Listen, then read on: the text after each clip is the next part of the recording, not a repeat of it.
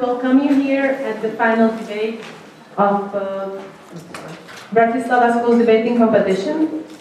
After 4 days of intensive debating between teams from Bulgaria, Czech Republic, Hungary, Serbia, Singapore, South Africa, Slovakia, Slovenia and Turkey, we have finally reached the climax of this tournament.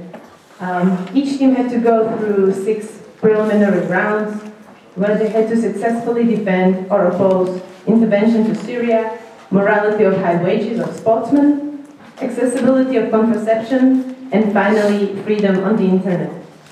I hope that you all enjoy debates, you enjoy the tournament and also our capital city, Bratislava. But there are 2 teams who are just waiting for the most important moment on this tournament, and therefore I would like to give the floor to Andrej Schulz, who will chair this final debate, and I wish good luck to both of the teams. Thank you.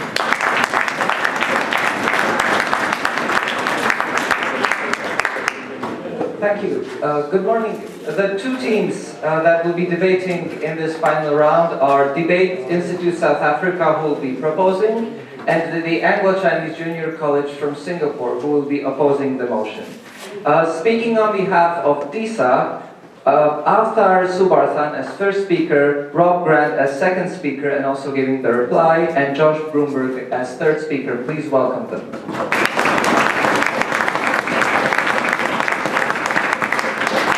On behalf of ACJC in opposition, Mark Ling will speak first. Joshua Jesudason second and reply. And Jereme Cheong will speak third. The judging panel for this debate will be presided by our chief adjudicator Eva Spoor from the Netherlands, and includes John Wickham from the Czech Republic, Serban Pitic from Romania, Podgolar from Slovenia, Patrick Cooper from Peru, and our very own Fecko.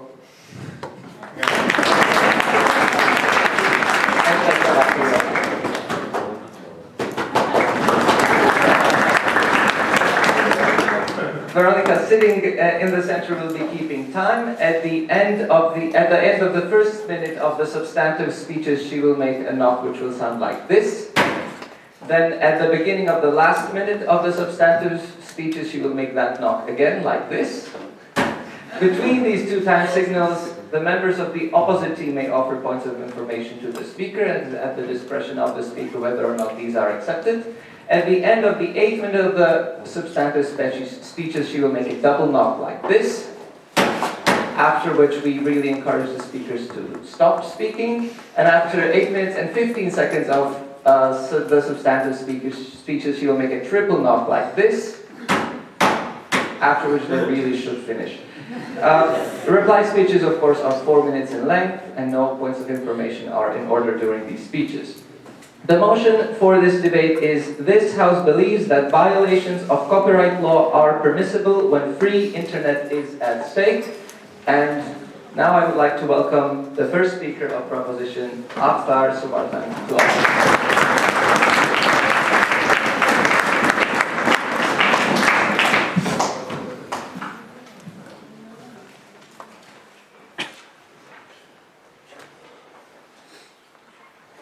The internet started off as a concept to connect people, as an outlet for freedom.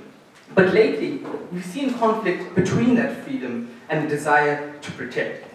Today on Side Proposition, we stand for free information, we stand for the free internet. And it's a burden on our case to show you that we can justifiably limit copyright because of the value of the free internet.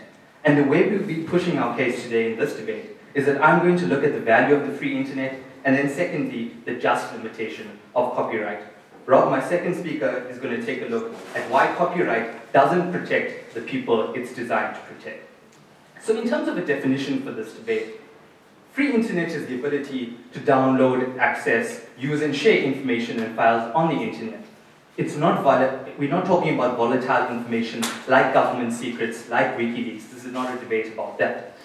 With regards to copyright, we see copyright as a property right, which allows you to distribute and control the information and files which you own. And we think these files we're talking about in this debate are things like music, videos, and ebooks and things of that sort. So the main issue in this debate comes down to the fact that we can't have both free internet and copyright.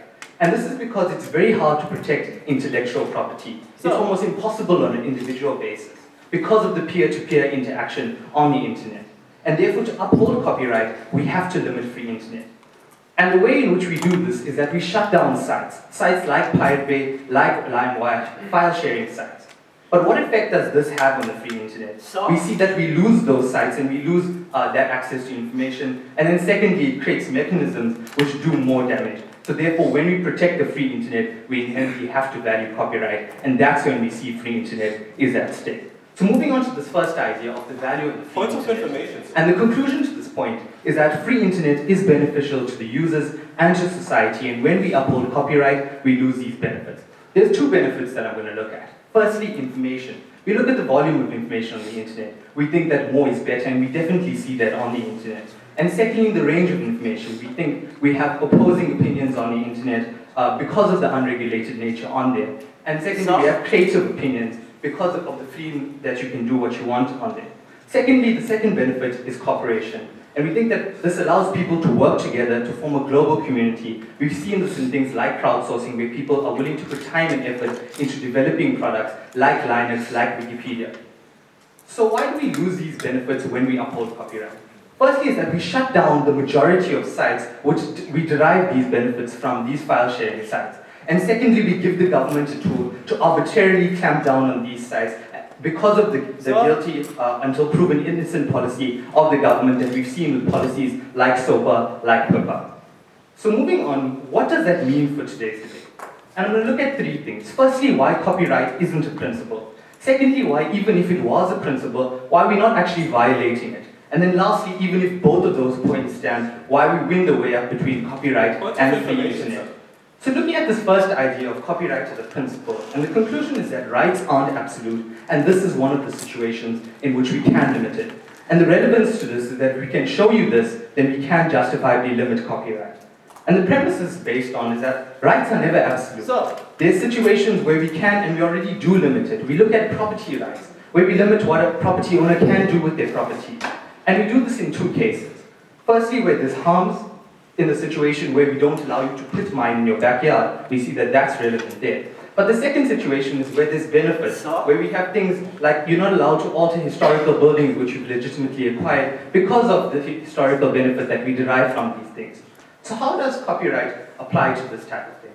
We see that we do get harms to the free internet when we shut down the free internet because we uphold copyright, because we shut down the sites, we don't allow access to those kinds of information.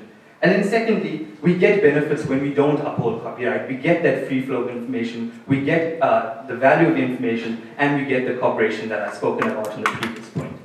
So therefore, it's principally justified to uphold free internet. Yes, sir. Music, ebooks, and videos are highly accessible and cheap. The only harm you are having is you're taking away the ownership rights of creators so that greedy consumers can have them for free. The fact is that we see that creators aren't even as harmed as Adjudicators the House would like them to be painted to be. Rob is going to show in his second speech why creators still benefit from the free internet and the fact that they can innovate to gain more market share and the fact that they gain more popularity of their products. So your point definitely falls on those grounds. So moving on to the fact that even if copyright was a principle, why we don't actually violate it. And here I'm going to look at the idea that copyright violation isn't tantamount to stealing. And on a principle level, we'd say that the conclusion to this point is that there's a distinction between intellectual property and real property. This is because property was created as a way of conserving value, conserving the work that you put into making a product. And we'd say that when you sell that product, you sell the work that you put into it. But when we look at intellectual property, you create products once. You create the music videos once. And when you create them again and again, we don't see additional amounts of work being put into this. So therefore, principally, because we don't put more work into every copy that's made on the internet, we think that we're not principally stealing in this debate. So moving on to the practical level, and here in the real world, and I'll take you in a moment, sir, I'll hold on for now. We think that in the real world, it's a zero-sum game. When someone steals from you, you gain from it, they lose. But when you look on the internet, we don't actually take away that product from the person on the internet. We gain from the product, they still have the ability to distribute it. We'd say that because they only put in that one set of work, we're not depriving them of that work, they still put that in, and we're just benefiting from that. So therefore, on both a practical and a principle level, we don't actually violate the principle of stealing. Is this not the case? So, you stand for copyright laws outside of internet. Can I steal an IKEA chair just because it's made from a factory mold? I've just spent 2 minutes of analysis showing you why intellectual property is different to real property. I really appreciate if you actually listen to the arguments, because I've responded to that already. So moving on to the last idea, is that there is no way out necessary in this debate, because we've already shown you that we can justifiably limit copyrights. But let's pretend that all the analysis that I just did doesn't stand, and that there was a way out. We say here that in order to win this way up, we need to show you that the harms of copyright on free internet are greater than the harms of free internet and copyright. And that's the conclusion to this next point, titled, Why We Win This Way Up. And because of the nature of this debate, we see that the harms of copyright to free internet affects the majority of people in this debate. All the internet users are harmed when these types of sites are shut down. We see that they can't access this type of information anymore, and we think we're harming a majority in this case. But looking at the harms of free internet to copyright, we think that very specific players are affected in this debate. The companies are affected, and we think that because we're harming a minority in this debate, we think that when we allow harm to the majority in favor of benefit to minority, then that's not justified. We feel that, ladies and gentlemen, we will uphold benefit to the majority and incur harm to the minority. And further than that, we think that there are ways of this minority to mitigate their harms. They can innovate to gain market share. And therefore, because we are harming a majority when we uphold copyright, I'm proud to propose.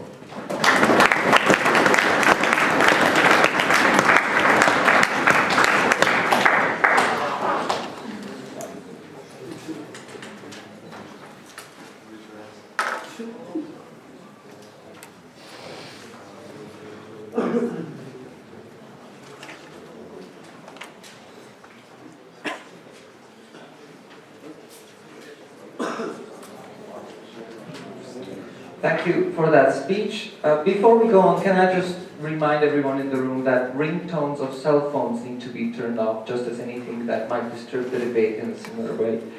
And let me now invite Mark Lim to speak for 8 minutes.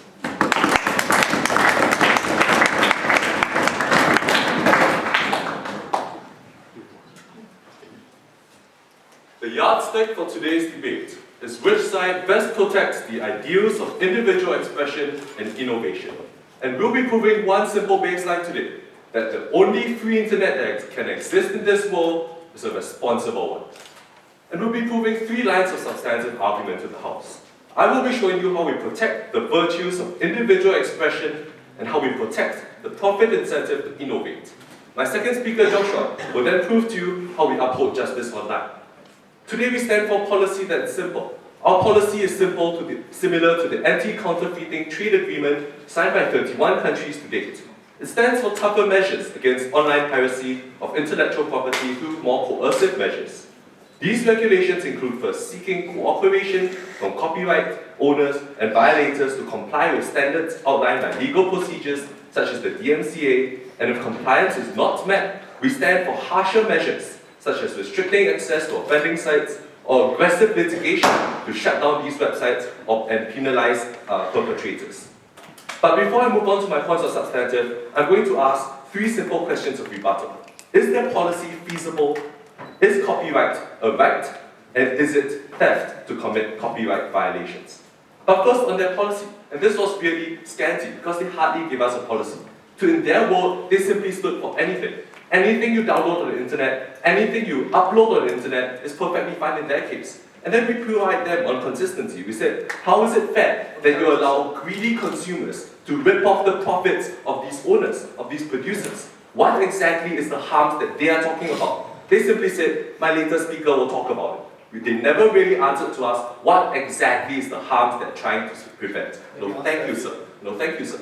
And then we asked them, how are you going to add any extra material on the internet if anything can be downloaded and uploaded for free? What exactly is the value of that free internet as a place of ideas if no new ideas is going to be added on? I'll be elaborating more about this later on in my points on encouraging innovation.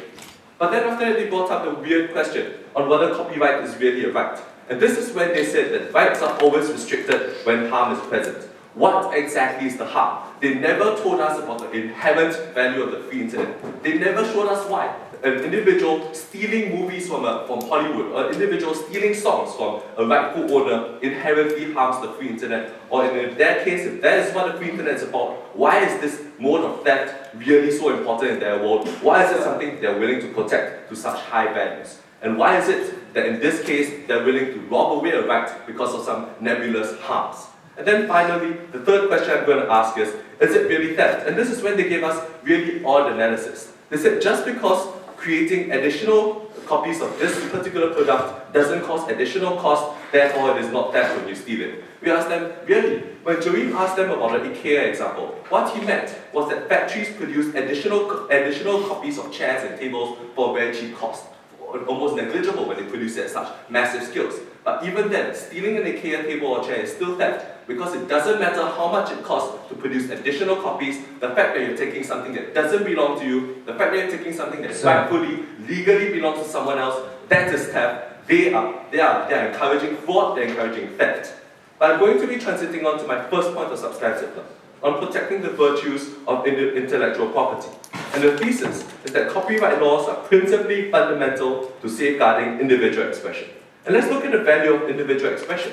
Individual expression, the value of it is in facilitating a conscious self-actualization, which is a self-evident good. Now, because individuals have moral claims to their talent, their feelings and character traits that go into the creation of these intellectual property, therefore there's a need for the control of the intellectual and physical manifestations of ourselves within this intellectual property, which is crucial to achieving self-actualization.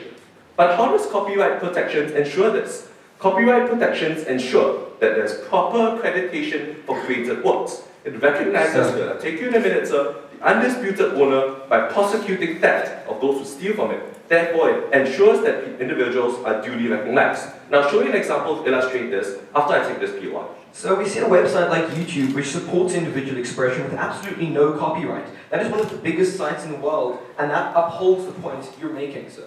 Hold on a minute. The last time I checked, the last time I tried to upload anything on YouTube, I received 4 different pages warning me about the harms of copyright infringement. It warned me that if I uploaded any information that infringed on copyright, I risk getting banned, I risk getting my videos taken off. We think even YouTube, an institution that stands to gain from as much information as possible, recognizes the inherent value of copyright, something that their side has refused to acknowledge. But back onto my point of substantive. In the instance of Pirate Bay, where Friedrich, Gottfried and Peter, the 3 founding members of Pirate Bay, were jailed and fined 30 million crowns. This led to a deterrent effect in Sweden, where there was a net decrease in over 30% of illegal uploads and downloads online. Now, why is this such a good thing? This is because it preserves the autonomy of creators over their intellectual property, which is based on an understanding that intellectual property is an extension of the creator's very being. Therefore, by preserving the integrity of the creation, we further self-actualization by respecting the wishes of the creators. But then why is this more important than the free internet? And this is when I give a comparison against the case. This is because the free internet exists to respect individuals' autonomy to pursue intellectual curiosity. And again, this is analogous to the principle of free choice, where freedom must always be tempered by third-party harm, something that they rightly pointed out to us. Now, what is the third-party harm in copyright violations? The third-party harm is that original creators are cheated their proper recognition and control over their intellectual property. And therefore, no, thank you, sir, the protection of copyright are principally more important than free internet, and violations of copyright laws are hence not permissible under any circumstances. I'm going to be transiting on to my second point of substantive, which is on how we practically protect the profit incentive innovate. And the thesis is that copyright laws ensure that individual producers will continue to innovate because their works are protected. And I'm going to ask the fundamental question of how do innovations come about? And this is a 2-step process. Firstly, the conceptualization of a creative idea, but then secondly, and just as importantly, actualizing this idea, which includes large developmental costs. How do copyright violations fundamentally endanger this process? This is because the creators lose control of their products. Sir. No, thank you, sir. Commercial content is provided for free to a customer base that would have otherwise paid for it. Therefore, the profit margin is cut, and this disincentivizes creators, and it is no longer economic to continue producing works. Why? This is because creating intellectual property costs large amounts of money. Online piracy threatens the very business model with rampant theft, making it less incentive to produce, therefore less products being formed. I'm going to cite you an example. The University of California, Los Angeles, found in a 2007 study that only 1 out of 100 authors were able to make a living off their books. And the reason for this was online piracy of ebooks, something that they happily stand for. Therefore, there was less incentive to enter into the profession of writing. More writers left the art because they were unable to sustain their living. This led to a decrease in products, a decrease in literary works that reflected the human condition. Therefore, copyright laws online are essential to protecting the incentive to innovate and creators to produce literary and intellectual property online and in the real world. So what have we shown you today? We've shown you that fundamentally what they're standing for is stand, no matter how they choose to lie to you about it. We've shown you fundamentally that we principally protect the right to self-actualize, and we practically protect the free internet because we allow for more works to be created, we protect the incentive to innovate. For those reasons, we're proud to oppose.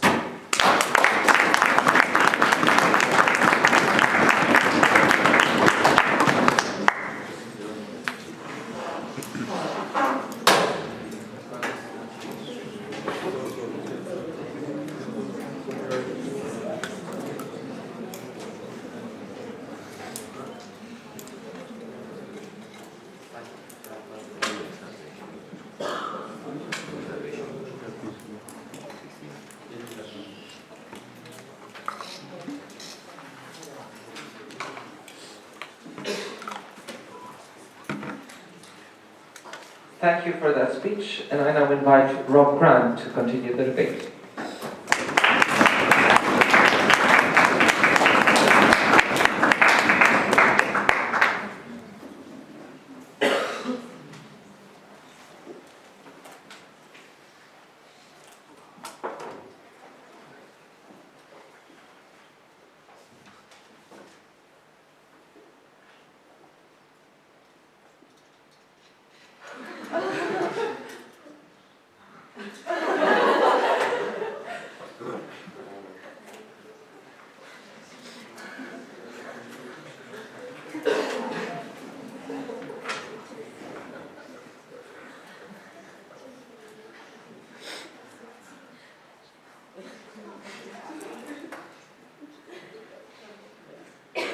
So we asked 4 fundamental questions thus far from side opposition with regards to our case.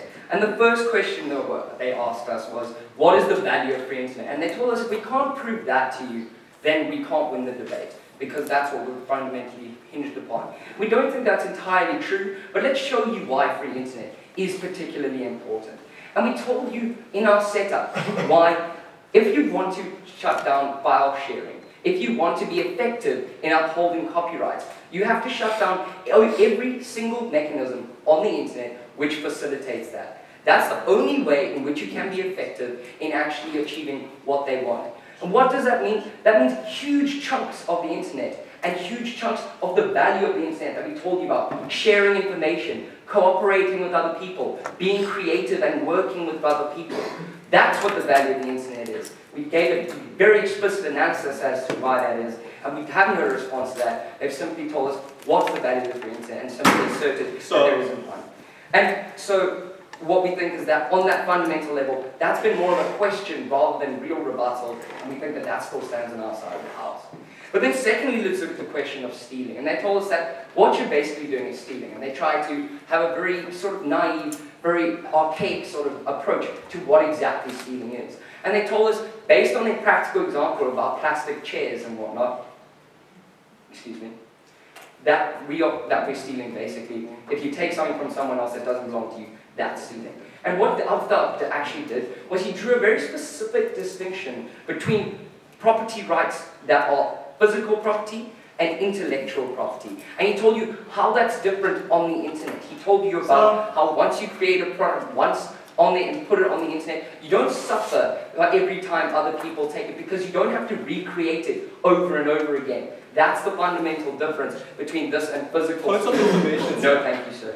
And that's what they failed to recognize because they took a very narrow, very naive approach as to what exactly stealing is.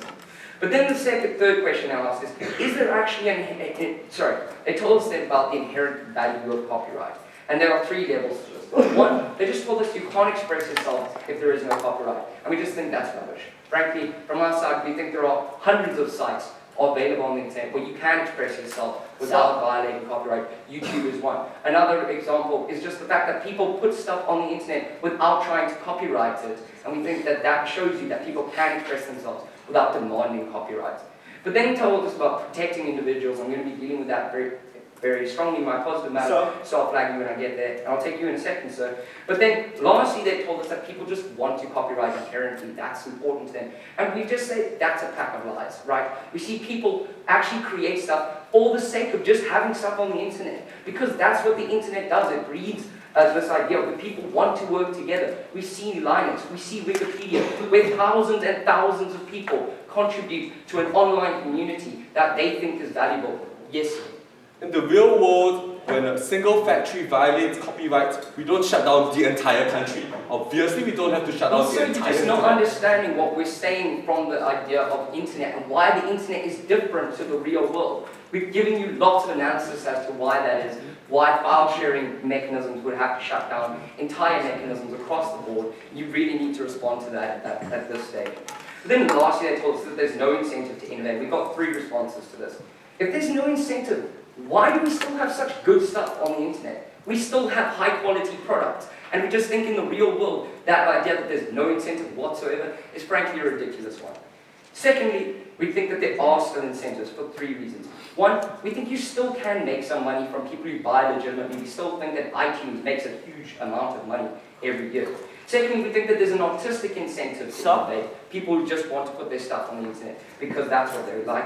And then thirdly, to be popular, to actually put stuff out that people like, that people value inherently in themselves. And then lastly, we think that this actually leads to other market innovations, such as the Kindle, such as Steam, with regards to games and products, and we think that's particularly important. So now that we've shown you that all the attacks in our case have actually amounted to nothing, and they have basically just not listened to anything Avthar told you, I'm going to be moving on to my positive matter. And I'm going to be asking a final question of, who is copyright meant to protect in this debate? No, thank you, sir. And does it actually achieve that? And if it doesn't, then can we allow the infringements on free internet that copyright demands? And the people we're talking about here are the artists, are the people who create music, create videos, create those sorts of things. And we think primarily copyright laws actually have to apply to them. They're the most important people, they're the primary producers, they have the most fundamental link to that copyright. It's their product, their ideas, they're the most important. Let's examine actors involved. We do look at first artists, and we think without copyrights, we think they're actually benefited far more. I'll take you in a second, sir. Actually, I'll take you right now, sir. They're benefited far more. Telling us that artists can find income elsewhere doesn't tell us why it is right to rob them of so one I'm about area to of tell you revenue. why it's actually useful for them to not have copyrights. So just hang on a second. So it's beneficial because of the nature of modern music and modern video and whatnot. We think because, particularly in the music industry, we think it's popularity first, money later. That's why the more people who listen to your stuff, the more popular you get, and once you get popular, then you get sponsorships, then you get the big concerts. No, thank you, sir. Then you get the big money. Not only that, but we think artists just in general don't make a huge amount of money from royalties and from music and sort of things like that. We think that the large majority of that money goes to the corporations that produce them. And we don't think that they're significantly harmed, and they don't think without copyright, we actually think they benefit with not having copyright because they have a much wider range of audience. That's important. And we don't think they're losing out particularly. But then if we implement copyright, we actually harm the artists very significantly because they can't gain popularity on the same level because their audience on the web has just been shut down because people can't get to their stuff for free. Excuse me. And we think that that severely limits artists. and that's a problem. But then let's secondly look at corporations, and we say without copyright upholdment, first of all, we think they still make huge amounts of money because they have other revenue streams, sponsorship, adverts, concerts, that's fine. So, Secondly, we think, no thank you sir, they can absorb the costs through the, that they use through royalties, but lastly, we think they're actually incentivized to create a better market. They're incentivized to create better things, like the Kindle, like Steam, like free live streaming on the internet. We think they're incentivized to make our internet market significantly better, and that benefits everyone involved. But then what if we look at if they do have copyrights upheld, and they think that first of all, they only gain a very small amount in comparison to what the artists lose. They gain a small, steady stream of income. And what that means, and we think they'll choose that option because it's safe and it's constant, and that's what we think is detrimental. Then if we look at the relationship, we'd say that artists are often in the palms of corporations because people can't make music by themselves, people don't have recording studios in their back garden. And that means that corporations are going to dictate the terms. That means they're going to take the safe option. And what do we have? What have we shown you thus far? What does all of this mean? It means that the artists, the people you're trying to protect, suffer enormously if we implement copyright. The corporations don't gain anything and actually screw up the entire system, and we think that we've shown you that we can't infringe upon free internet, and we've shown you that copyright doesn't protect the right people, and for those reasons we beg to oppose the motion. Thank you.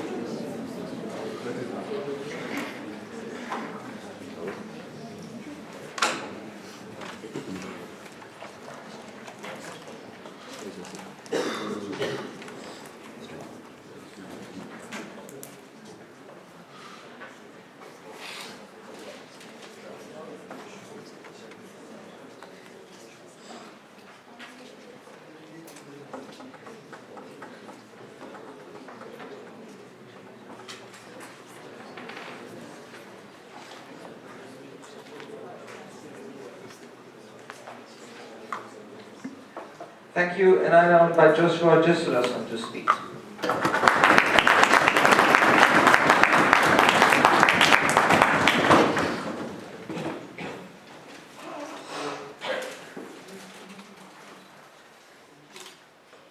I think somehow it's going to be a pretty confused proposition if they're drawing lines in the sand between intellectual property and explaining away such a simple concept like theft.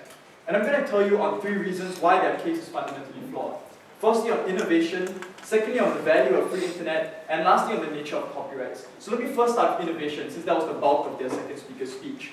Now, they said that individuals fundamentally do not have an economic incentive to innovate, that they innovate out of altruism. Now, firstly, we don't think that that's the case, because in most cases, startups who intend to go professional, who intend to contribute to the industry in the long term, rather than just posting a one-off video of themselves singing on YouTube, require financial support. If you remove most of the websites in which they can get that financial support, and which big companies and big corporations which actually do support them and do allow them to move from their garage band into recording studios to make a lasting impact to the industry and make a lasting impact in terms of sharing their innovations with the world, what you fundamentally do is you remove most of the avenue and most of the security of these corporations to actually allow these artists to become more than just garage bands in themselves. So if you're actually talking about real innovation and innovation in the long term, we believe that copyrights are necessary and an economic incentive is necessary in order to sustain that in the long term. Because fundamentally, at the end of the day, popularity doesn't feed an individual. There needs to be more than that, and essentially what they need, and what they need is an economic security. And even more than that, the true test of popularity on the net, as we have seen, is the willingness of individuals to pay for the kind of services and the kind of entertainment they want. It's precisely because of legal channels like iTunes, which make content accessible and make content high quality, which prove that popularity can actually translate to economic incentive if you would only protect their copyright. So the internet can be both an avenue to channel and proliferate your popularity and increase it, and to make some kind of economic incentive. But even more than that, we think it's not true that innovations are going to continue if you remove a profit incentive. Because fundamentally, quantum leaps in terms of innovation and adding new developments require risk and require high levels of investment. And you're only going to achieve tokenistic innovations with very few changes in terms of the product line that you have if you violate copyrights, because the resources, the risk that go into creating fundamentally new and radical innovations is no longer going to be taken, because there's no longer an economic security for them to ever release those products. So we think that the innovation you're going to have in their case is of a lower quality as well. And then they've talked about how there's going to be other means of income. Now in the first case we've already told you, even if there were other means of income, that doesn't justify why you should allow copyrights to be violated. It just tells you that there are other means of income. That doesn't link to their motion, that doesn't fulfill their burden. But more than that, we don't think that we should be waiting for the day that the movie industry is going to go bust before we actually realize that copyright violations are important. Let me cite you this example. The American Movie Association has stated that they're losing $12.3 billion a year because of copyright violations online. That translates to 500,000 jobs being lost over the next 25 years. We don't think that we need to wait for these kinds of industries to actually tank before we realize that copyrights are important. But I'm moving on to the second question about the value of free internet. Now they've talked about how the free internet means access to things. Now we don't think that the problem is accessibility, because the information that they're talking about, like music, videos, and ebooks, like they talked about in their startup, are already proliferated throughout the internet on legal websites. Sites like Amazon, sites like iTunes, sites like Book Repository create an industry for these things because they realize that there's a market for them to be purchased. So if your problem is accessibility, then you shouldn't be disallowing copyrights to be protected on the internet. You should be making sure that more people have internet access, or there's an increased accessibility on the net. So this entire point about the harms of the internet doesn't come about, because the only harm that they're protecting and the only harm that they're projecting is an inability of individuals to get their hands on information for free, which we don't think is a problem at all, because they haven't given it any principled backing except the fact that individuals want to enjoy movies and songs for free. So we think that even if that were the case, what you're doing is